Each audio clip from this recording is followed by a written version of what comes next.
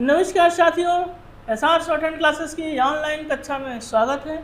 मेरे प्यारे छात्रों, एक खुशखबरी है जो 2025 एसएससी स्टेनो की तैयारी करने वाले हैं। डिटेल्ड नोटिफिकेशन जारी कर दिया गया है। आप लोग उसको ध्यानपूर्वक पढ़कर अपने एग्ज़ाम पेपर को अप्लाई करें।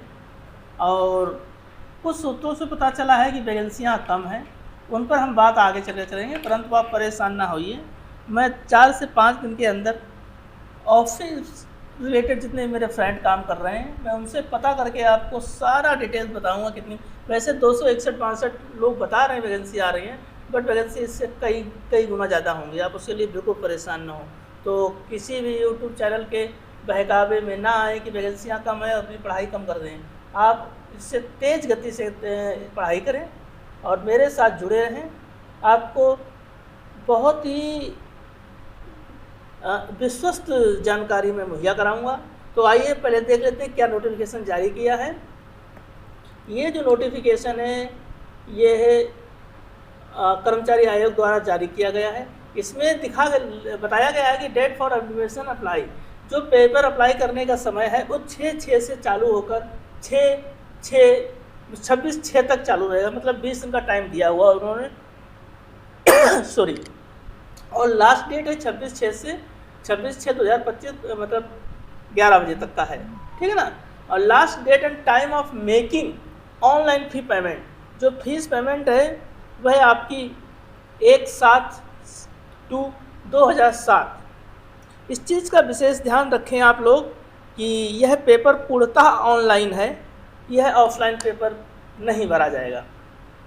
और जो पेपर की तारीख उन्होंने शेड्यूल्ड दी हुई है कंप्यूटर बेस्ड, वो 6 अगस्त से लेकर 11 अगस्त तक है।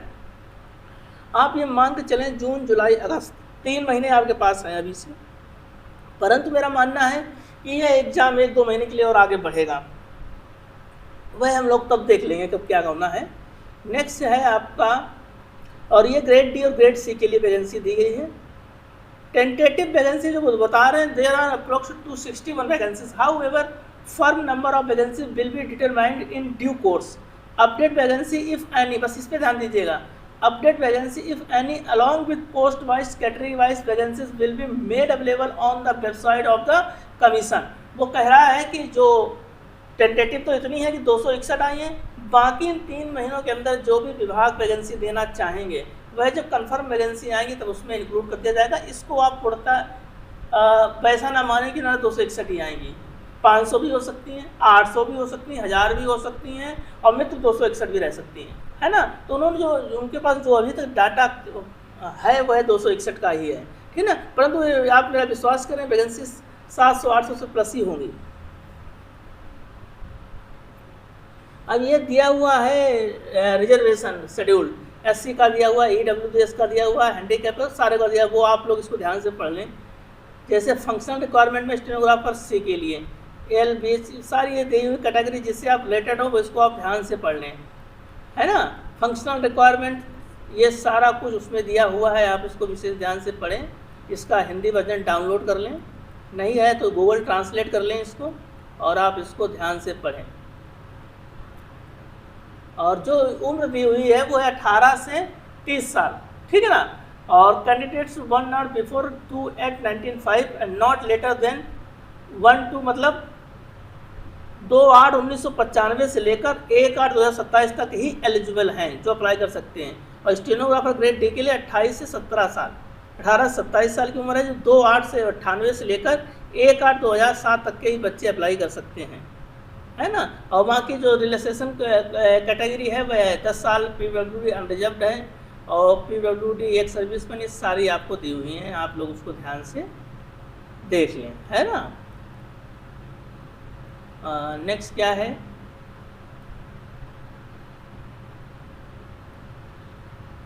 Certificate, format of certificate, process of certification, इस पर भी आप लोग ध्यान दें। ये तो सब उसके बाद की बात है।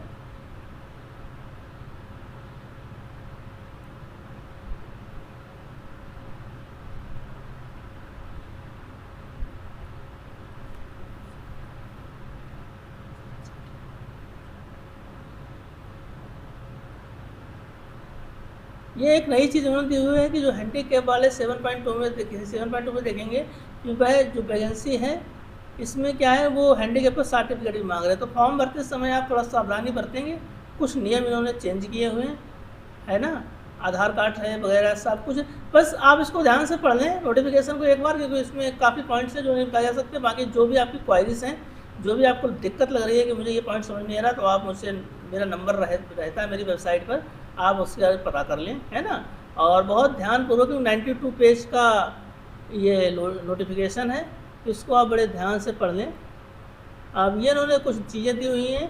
स्टेनोग्राफर दी इंग्लिश स्किल टेस्ट में 50 मिनट मिलेगा, है ना, और 70 मिनट जो टाइम होगा वो condition eligible for the scriber, जो होते हैं जो जिनकी रोशनियाँ कम होती हैं उनके लिए होता है। स्टेनोग्राफर डी के लिए 65 मिनट मिलेगा, और जो कैटेगरी वाइज है उनको 90 मिनट मिलेगा। स्टेनोग्राफर ग्रेड सी इंग्लिश के लिए 40 मिनट, कैटेगरी वाइज 55 मिनट, और stenographer Hindi C 55 minute, and 75 minute for reserve category, right. देख लें, बाकी आप इसके लिए बेफिक्र रहें कि आपकी जो वैकेंसियाँ 261 हैं उसको देखकर आप तैयारी ना करें। मेरी आप इतनी बात मान लें, आपको तैयारी नहीं करनी है कि मेरी वैकेंसियाँ 261 ही हैं। वैकेंसियाँ बढ़ेंगी, 100% बढ़ेंगी। 261 वैकेंसी का कोई भी महत्व होता ही नहीं है, क्योंकि इतनी बड़ी वैकेंसी मैंने तो आज तक जब से तैयारी चालू की तब से आज तक 261 वैकेंसी तो नहीं कभी देखी है ना। 261 वैकेंसियाँ तो एक, अगर आपको CBI या CBDT या इनकम टैक्स जोड़ दिया तो 200, 300, 400 पोस्ट तो उसकी ही होती हैं। तो आप लोग उसको बेफिक्र रहें, और इनकम टैक्स में वैकेंसियाँ होती ही हैं, और जब भी होंगी 200, 300 ही होंगी। तो आप इससे बेफिक्र रहेंगे, 261 वैकेंसियाँ हैं।